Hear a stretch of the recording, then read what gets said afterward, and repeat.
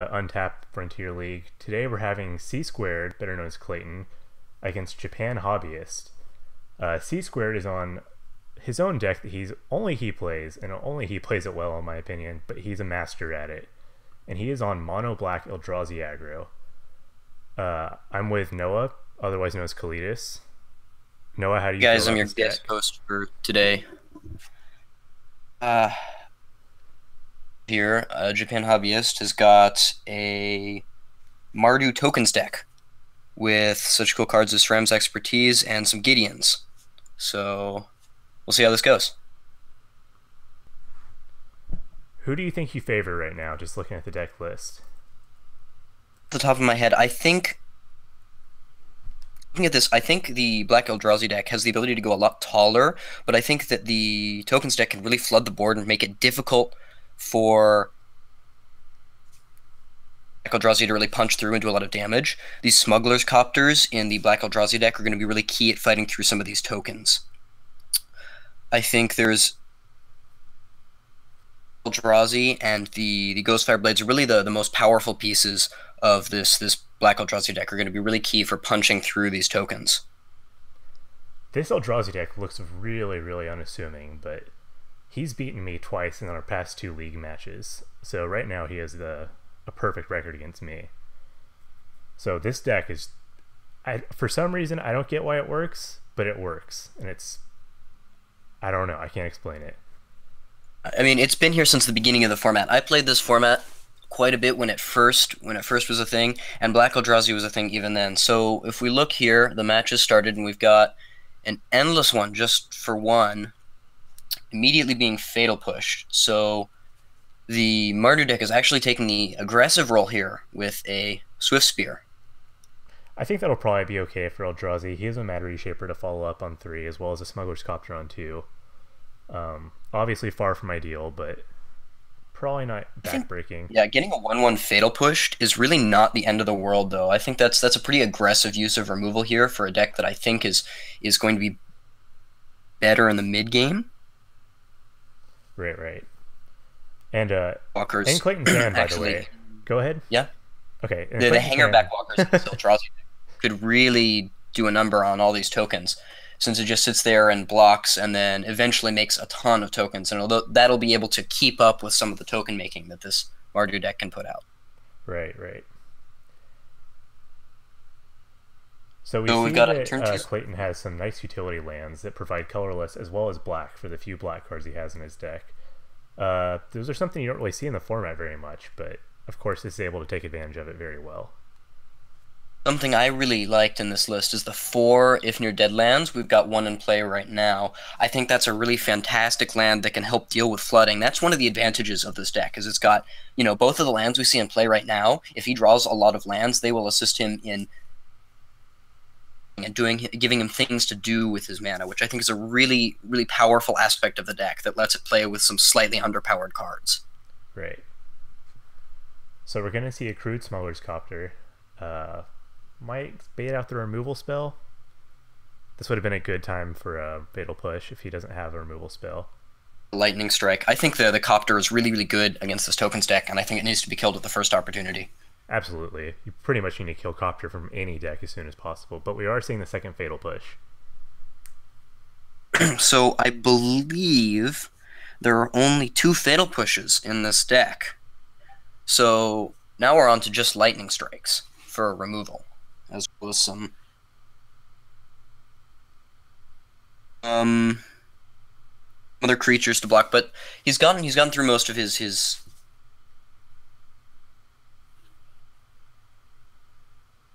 Oh, I couldn't hear that. Could you say that again?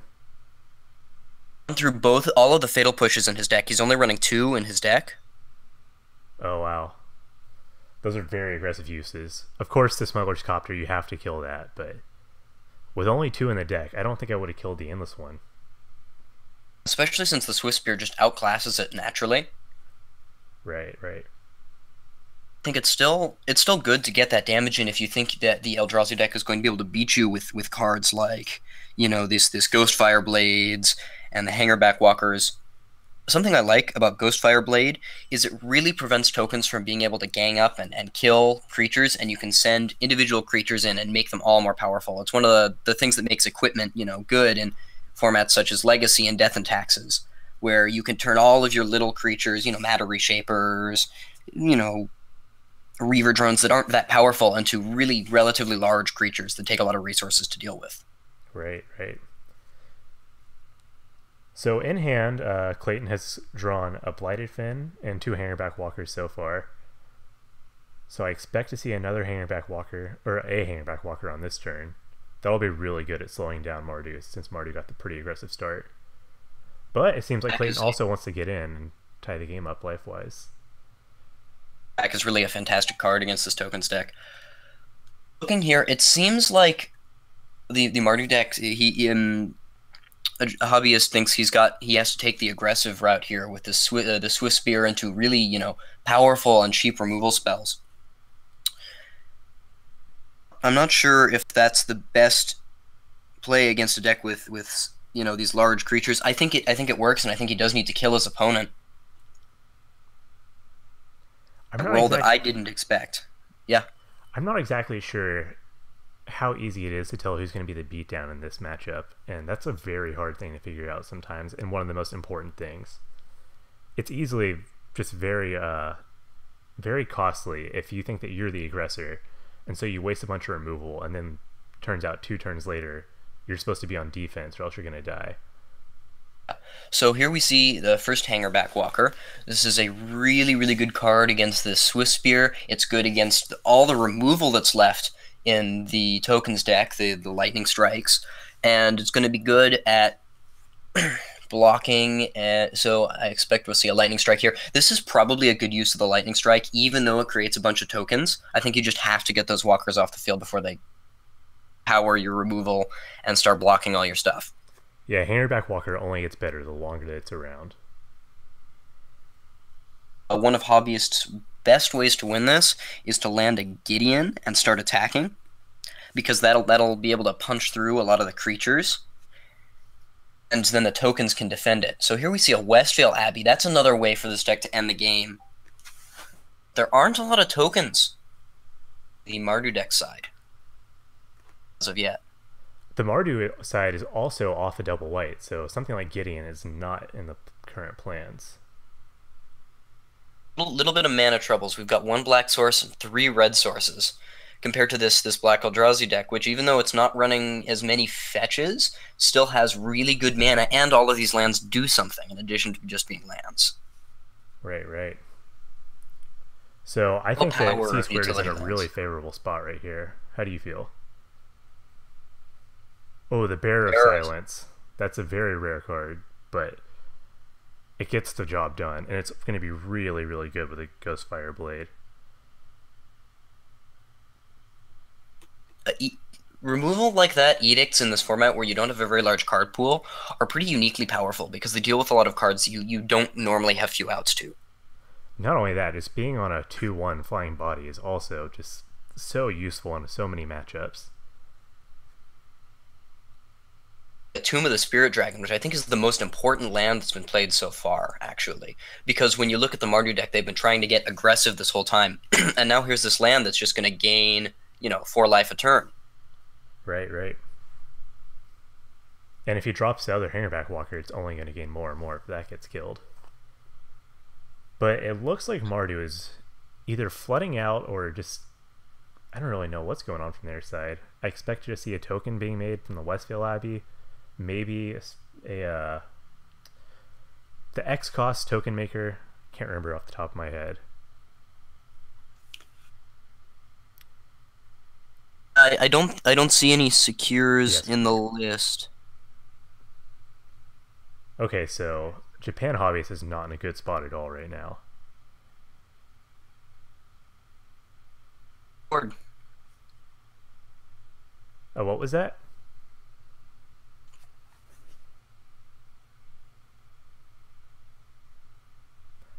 I'm having some audio issues with Kalidas. Sorry about that. No worries. But it looks like we'll probably see the game being closed out here in the next few turns. That Ghostfire Blade's probably going to be put on one of the flyers, if I had to guess. And that'll really start closing out the game really fast. Alright, so we've got a Reaver Drone. Let's see Ghostfire Blade equipped.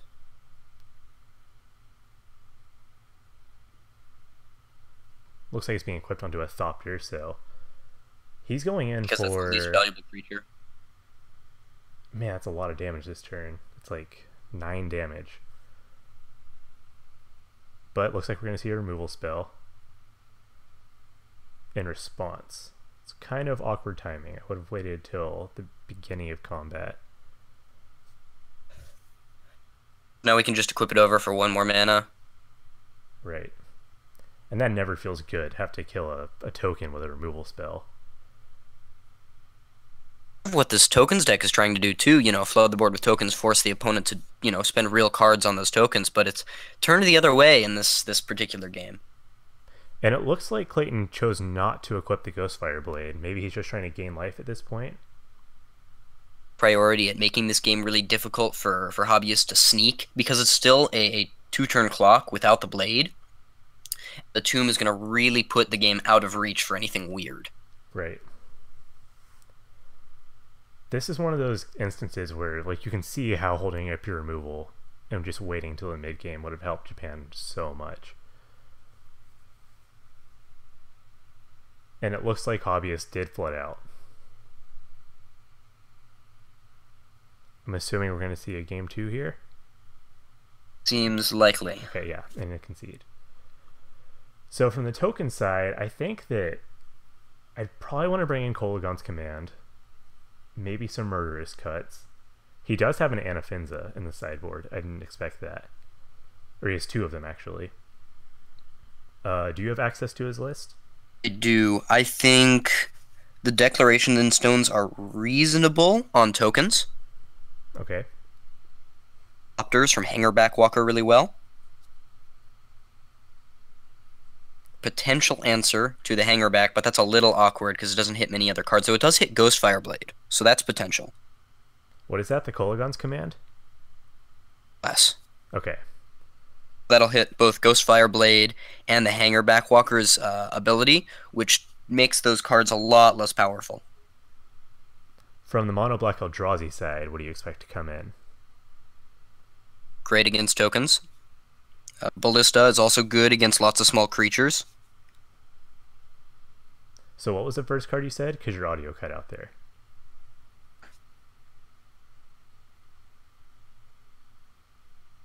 I can't hear you at all. So what I expect to come in is going to be Walking Ballista, maybe Transgress the Mind, probably Reality Smasher, maybe Collective Brutalities.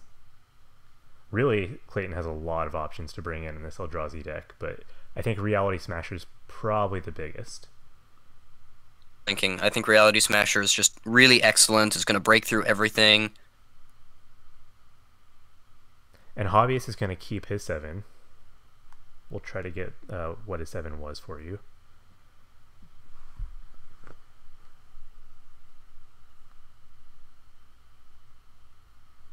Could you possibly message Hobbyist? Do you have him in a group on Discord?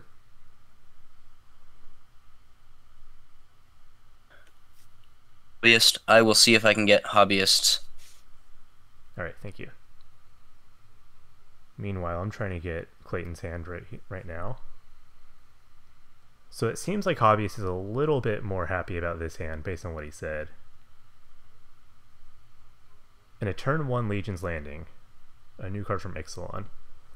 This card has so much power in the mid game if you have stuff to take advantage of that token. It's quite strong, and making the tokens, which would be strong against this Black Eldrazi deck before sideboard, but post sideboard we have these Reality Smashers which could come down and make those tokens really less valuable. And from Clayton's side, his opening hand is a Swamp, a Field of Ruin, an Endless One, or Warping Whale, Fatal Push, 2 Fatal Push, and Hangerback Walker. And he drew a Reshaper for turn. Another turn 1 Endless One here. That's probably what I would expect. Hobbyist hand. He's got a Smuggler's Copter, a Murderous Cut, a Raise the Alarm, and the Legion's Landing. So it looks like Clayton's just going to hold up removal for this turn.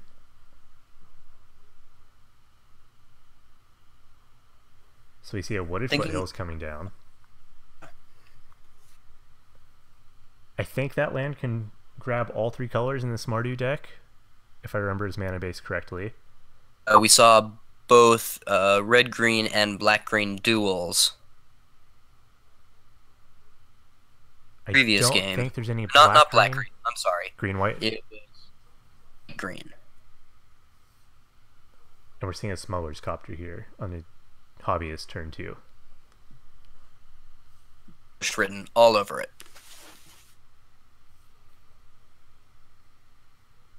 So if you're on Clayton's side, you're pretty set up for this matchup, I think. This start's just almost ideal. Yeah, I think that this Copter is going to see a Fatal Push eat it, and I think that's probably going to lead to no turn 2 play unless he's got good.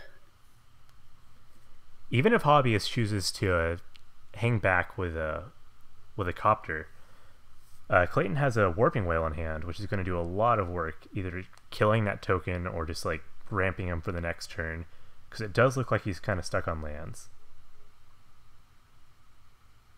And for sideboarding, he took out 4 Ghost Fireblade, probably scared of Kolaghan's Command, 2 Smuggler's Copter, again probably scared of Kolaghan's Command, and he put in 2 Walking Ballista, 2 Collective Brutality, a Warping Whale, and a Spatial Contortion. Of some of the most powerful cards in the matchup. What was that? So that's some boarding out a lot of the really powerful cards in the matchup.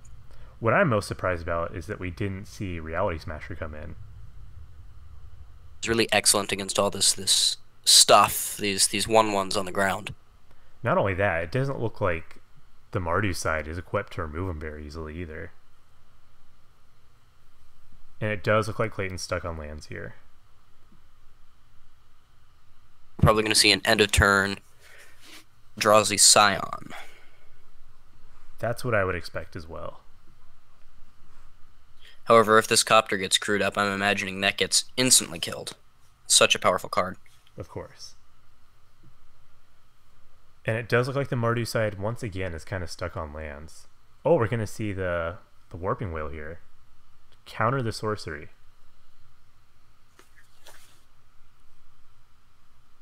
Warping Whale is a card that I haven't seen probably since its standard days, and even then, I didn't see it very often. It's a very interesting card. That's got a lot of useful modes, and it in a lot of matchups, surprisingly, it's fairly relevant. And the 1/1 is always going to be at least decent. It was a card that I remember some of the pros talking about as potentially being like one of the best cards in the set at the time. We have played a Legacy deck that runs Warping Whale to counter Show and Tell style decks that are, you know, trying to cheat large things into play. You can counter the Show and Tell. Yeah, it seems very good. It probably has a lot of uses here in Frontier as well, just for board wipes, if nothing else, for this Eldrazi deck. Yes. Especially since the board wipes are more expensive than they are in other formats, you can hold up the mana more easily. Yeah, besides Languish, there's very few board wipes that are actually playable in this format, but... And it looks like Clayton's going to draw a Swamp to get out of this hole. Good, and he's got the Colors of Mana. He can use that Field of Ruin on the game get into a stage where that Abbey is dangerous. Yeah, it's very true. The lands from Black Eldrazi play a big role in how powerful the deck is. If that Westvale Abbey sacks 5 creatures and then just gets eaten by a Field of Ruin, that's going to be such a blowout. I doubt we're going to see that happen, but that's going to be huge if it does. Now, probably going to get eaten by a Fatal Push. This is really good sequencing by Clayton here, because he's able to deploy a threat to the board and take care of the Smuggler's Copter. Yeah, Clayton's a really great player. I don't expect him to make any mistakes in this matchup at all. I know that going into this matchup, he thought that he was unfavored, but so far it looks like he's handling his own very easily. And it looks like Mardu's also stuck on lands. Yes. Which is...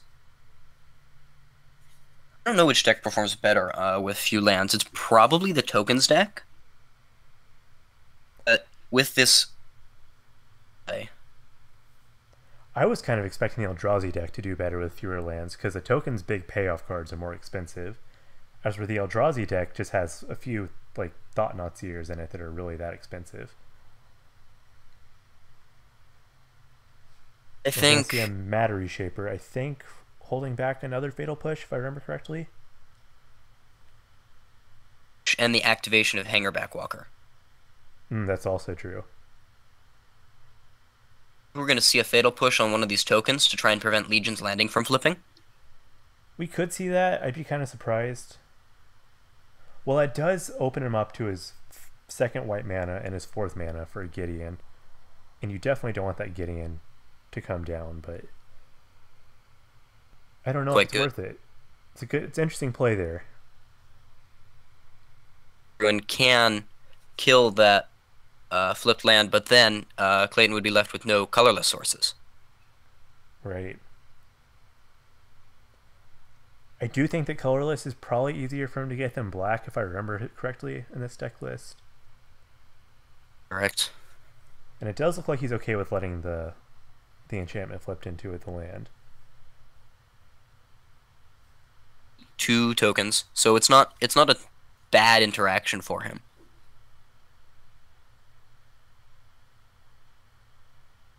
Just 2 of those tokens are going to come in, and he can block one with a Reshaper and block one with a Hangerback Walker and increase the counters. Oh, interesting. Hobbyist is just trying to bait out removal, I think. I think that attack is to have a payoff for having all those tokens in play.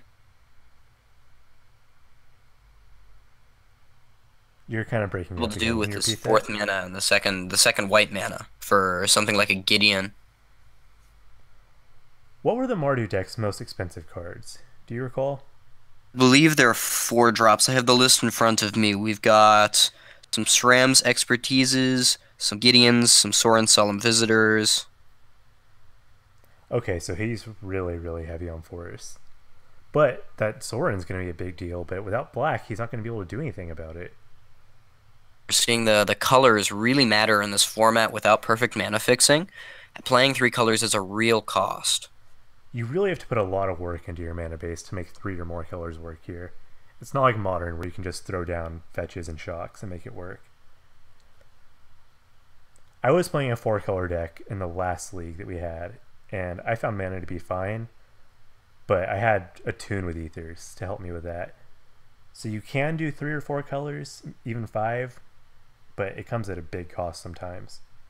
You have to devote tempo and card slots to it. Right. So it looks like he's getting in with just the Matter Reshaper, holding back the Hangerback Walker. Probably fine with trading the Reshaper for 2 tokens and getting a flip. But Hobbyist is just going to let it through. Fan is a pretty good card to draw because it allows him to use the Field of Ruin offensively to destroy flipped landing should that become important. And we're seeing an endless one here for 4 mana, holding up the Fatal Push still, as well as the counter for Hangerback Walker.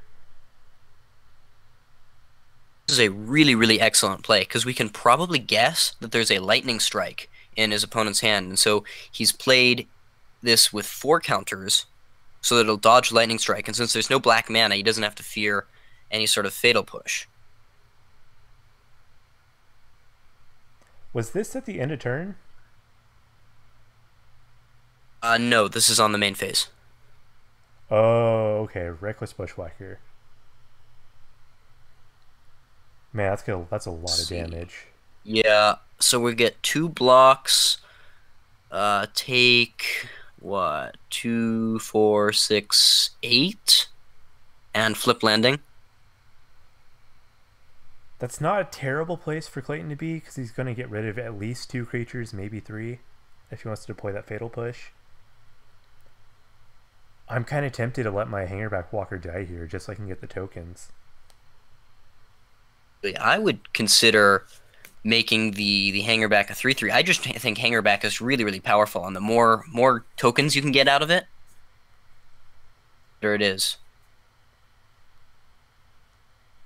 Looks like we're going to see that Walker die. I wonder if we'll see the Fatal Push here. Okay. I'm going to put the counter on. So Hobbyist is getting in for 8 damage.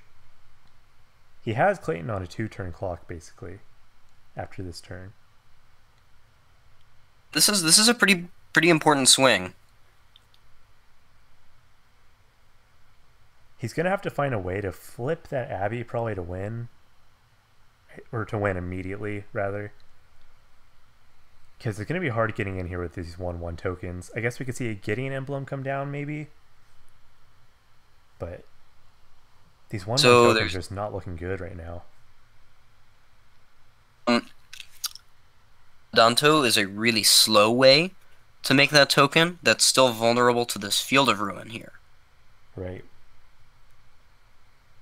But Clayton also has to be very vigilant with that Field of Ruin because he doesn't want to waste it and miss out on the Abbey activation. Into a position where that Abbey flips in response to a Field of Ruin, or if something else happens, then that's going to be really bad news because it's no longer a land.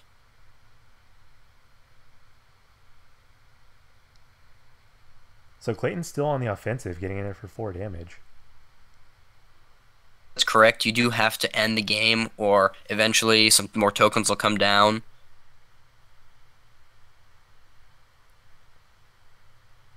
Here we're seeing something that safe, but yeah, see, he's rethinking that Field of Ruin. If I'm in Clayton's spot, I'm really tempted to just fire it off now. I don't want to get into some dance where I can get bit by the Ormondal. Okay, so we're seeing another Matter Reshaper. I think this is fine. It's another good blocker, and Westfield Abbey is going to flip this turn.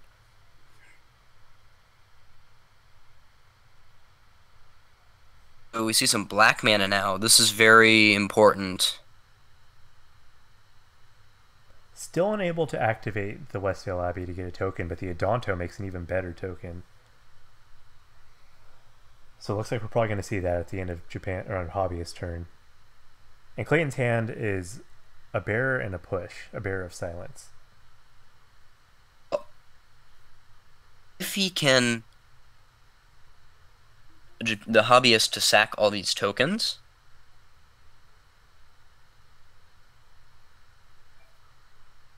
so Ormondal, when he flips, will have haste. If he can survive the Ormondal hit, and if Japan has no other creatures, the Bearer can kill the Ormondal.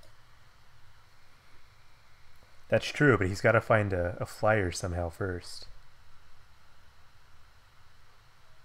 Walker to make some flyers. Yeah, you can't kill your own Hangerback Walker. 5 Thopters, which is a pretty big amount. That's a pretty interesting play.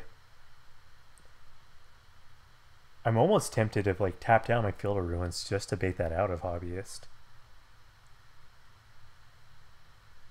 You can get him to sacrifice all those tokens and end up with, you know, a way to kill that. That'd be a big blowout and a way to close this game out really quick because he's got a lot of power on the board. That life gain that Ormondal is going to do is going to put him back just a little bit, but like you said, there's so much power on the board that it probably won't even matter.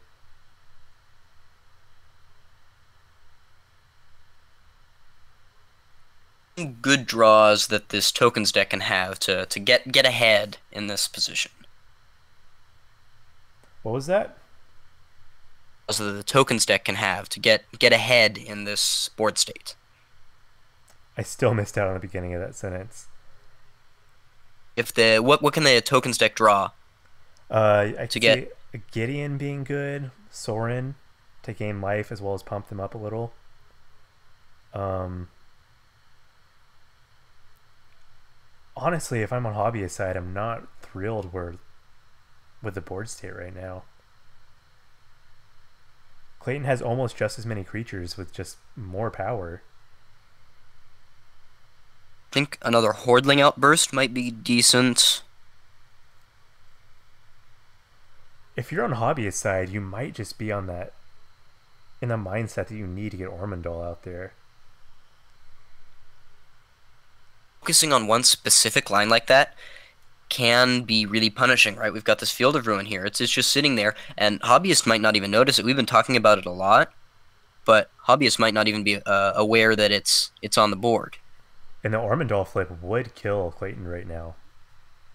But of course, he has the Fatal Push in hand to kill his own Walker and chump the Ormondal. But that could be on hobbyist mind. Pushing your own hanger back. That's pretty deep. I expect that Clayton sees that line of play. He's a great player. I'm not as familiar with hobbyists, but I'm going to assume that he's also just as good. But I've just played Clayton so many times and know that he has those kind of plays in his mind.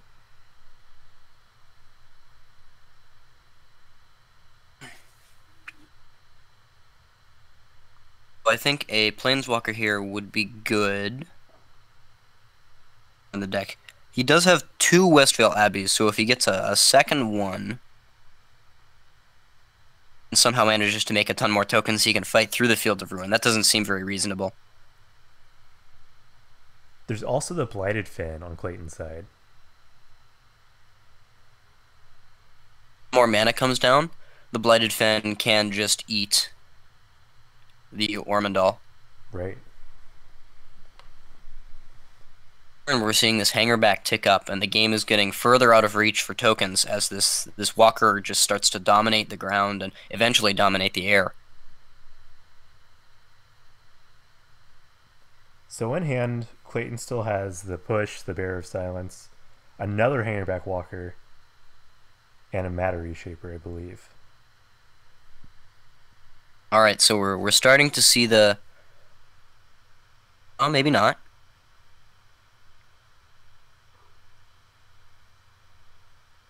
I wonder what's That he going through hasn't. Clayton's mind right now. Why he decided to not attack like that. Where is your best card in play right now?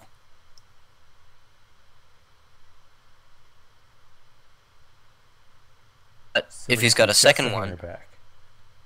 Oh, and the endless one. hangerback, he may be trying to get a hobbyist to trade hangerback walker off for all those tokens.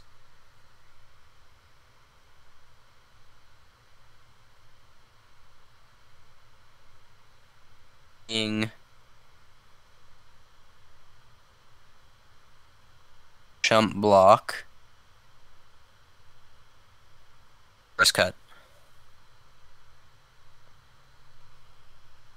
Is that what you want to waste your Murderous Cut on? I mean, you don't have many choices at this point, but knowing that he has access to those bigger Eldrazi, I feel like this doesn't feel great from hobbyist side.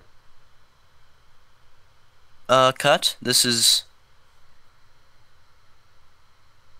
fine. I would have tapped a second mana for that cut because unless you have some sort of instant speed 4-drop you want to hold up. The Bearer of Silence come down. So it looks like is not concerned about that Westvale flipping. So the reason he did that was he could activate this Adonto at the end of turn. But he could still use one more mana. It looks like... You could have saved a card in the graveyard for another cut for some other rainy day. Right. Or maybe he just wanted to empty his graveyard for some reason that we're not seeing. I know I've done that in Modern with Tasigur in my Death Shadow deck. But I don't know Tasigur what... is one of those. Go ahead. Tasigur is one of those cards where you actually want as few cards in your graveyard as possible so you can flip and get the best cards. Right. I don't think that Hobbyist has any cards like that, but you never know. He might have something like that that we're not seeing.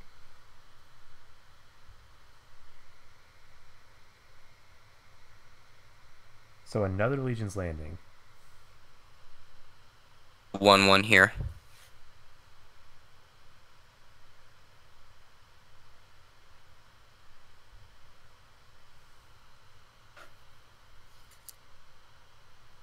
Hobbyist really needs to put on the pressure as well, because the longer he gives Clayton to like build his board state, the worse these tokens are going to get. Activating a 1/1 lifelink every turn is not the same as having a 3/2 or a 2/1 flyer, or even a Thought-Knot Seer or something like that. Thought-Knot Seer. Oh, here we see the Colligan's command. So we could see 2 damage to a Matter Reshaper or a Bear of Silence and destroy an artifact, maybe? Oh, return Bushwhacker. That's big payoff. Oh, and he's going to even be able to cast the Bushwhacker because of Surge. How much damage is that going to be? 2, 4, 6, Fuckers. 8, 10, 12? 2, 4, 6, 8. So he can block 6 of it? Yeah, he's gonna block 6, take 8. 6, he can push right? 1. Oh, he still has the push. But that's not going to be enough, I think. We'll see if there are any other tricks hanging about. He can kill his Hangerback Walker, make tokens. That would be quite good.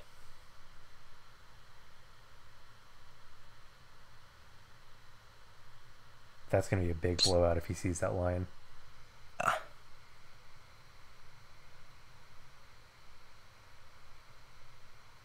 Hobbyist is going to swing out. But as somebody in chat's pointing out, it does have summoning sickness. Oh no, the goblin gives it haste, correct? Bushwhacker gives haste.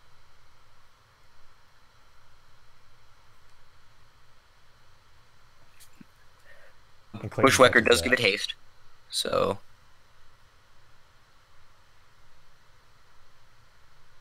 it does look like Clayton saw that play.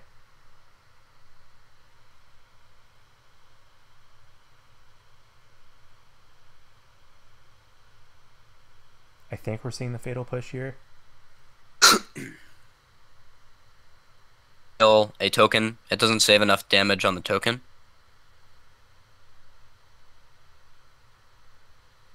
What, doesn't have enough damage on the token? With the fatal push, he's not going to save enough damage to make it matter. But if he kills his own Hangerback Walker and then blocks with the 1/1s, that'll be enough. He will be able to block, yeah.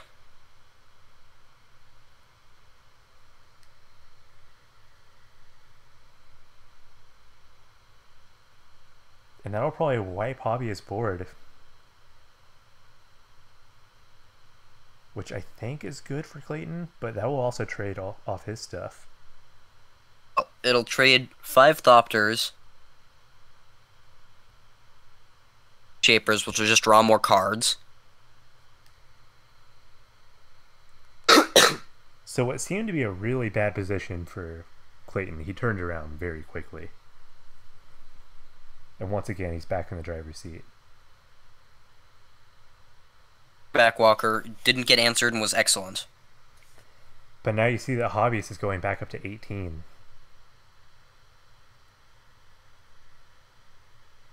I think the life gain less than it might in some other matchups because there are, like, it'll give him a couple more turns to make some chump blockers with Adanto and stuff. But with only a 2/1 in play, that's quite a lot of time for him to have to find something. So we're seeing a Brutality as a flip from Matter Reshaper. And Ruins of Oran Reef. This is a card that's gotten me a few times.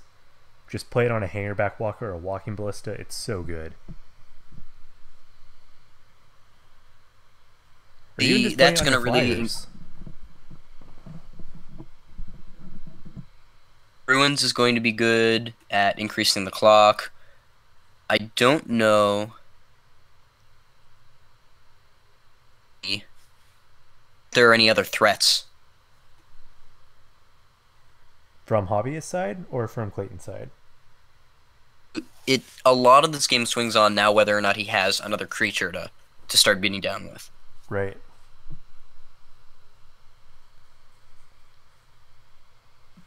And we see that Clayton does have enough mana now to also activate his Blighted Fin, so he has two answers for Westvale Abbey now. One for the Ormondal itself, and then one for the Abbey.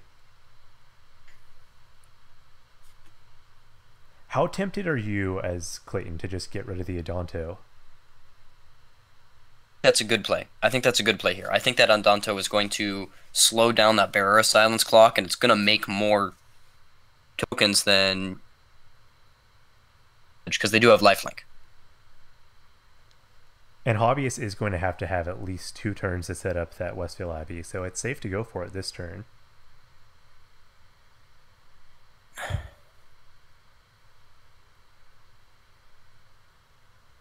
Seeing 3 mana here.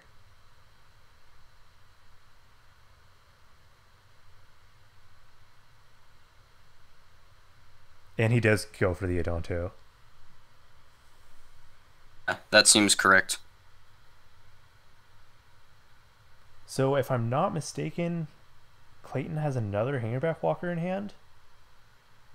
I might be wrong about that.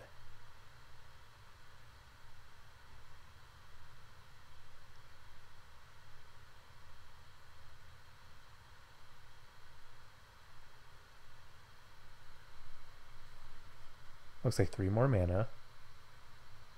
Probably a Matter Reshaper. Yep. Another Matter Reshaper. That 4 damage from the Matter Reshaper plus the 2 from Bearer is going to be the aggressive clock that Clayton wants to put Hobbyist out of the game before he can draw back into it. So Hobbyist has enough mana now to activate his Westvale Abbey to chump block. But that's still taking 3 damage a turn. He's time walking himself. So Clayton still has another Hangerback Walker, a Blighted Fin, and a Collective Brutality.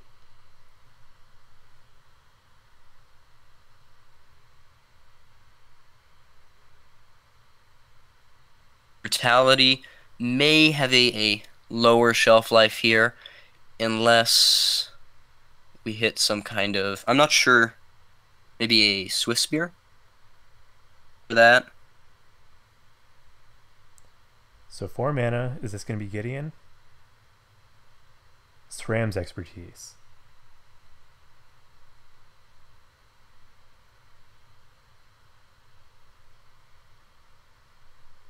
I wonder if we'll see him cast anything else off of this.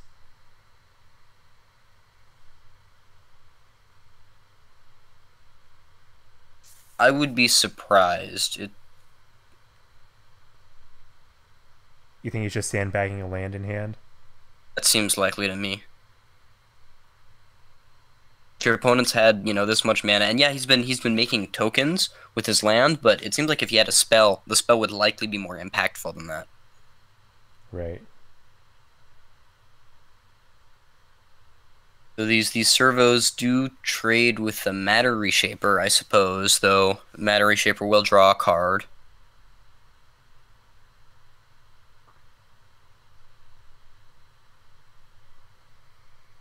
Brutality. So we're going to see Brutality. One of the tokens so that Reshaper can get in.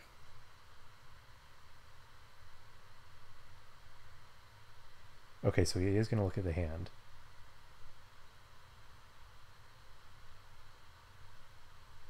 Land 4. Oh, that's a big hit. Oh, wow. That was going to save Hobbyist quite a lot of time. I'm up to enough lands to activate Westvale. This Hobbyist was putting more of a value on activating the land. getting value out of that before casting these expertises. I wonder if he drew those afterward or if he just didn't want to get board wiped or something, because if you see a black deck, you often assume they have board wipes. He could have been sandbagging on purpose. That's possible. I think with a deck as aggressive as this Eldrazi deck, you're unlikely to see board wipes unless there's some kind of transformational sideboard. Right. So shouldn't we see 3 counters on that Hangerback Walker? Am I missing something? Oh, wait, the Collective Brutality. Oh, so he paid 4 for it. Wins. So once again, this Hangerback Walker is probably going to get out of hand pretty fast. I think you can afford to take off a few turns with it. From this Black Eldrazi list, as well as the virtual card advantage that comes from these lands. That's really what's turning the matchup.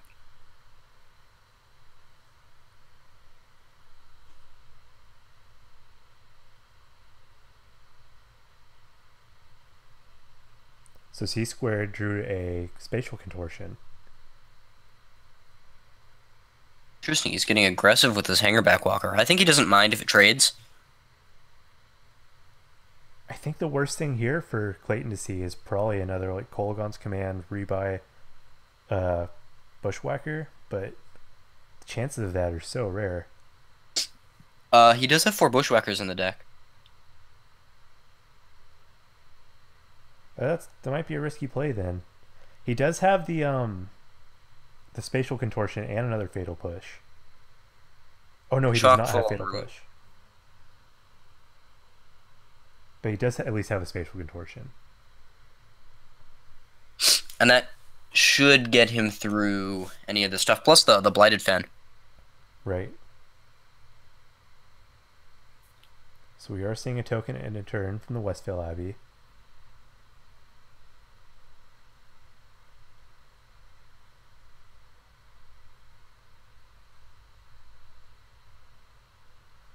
Another land here is probably not what Hobbyist was looking for.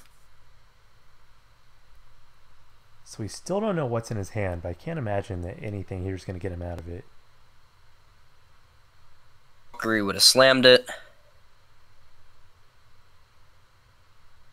Leaving the Bushwhacker, he needs a Surge for its ability to go off.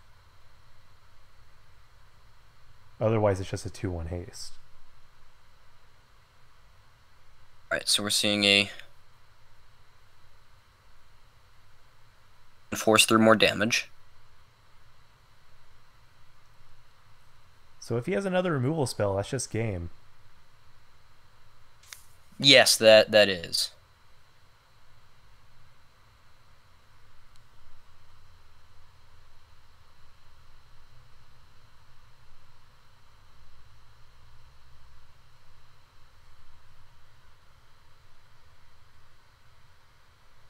Okay, and Clayton's going to take it. He did have the Murderous Cut in hand. It looks like this tokens deck has some powerful plays. They have a good way of drawing more cards.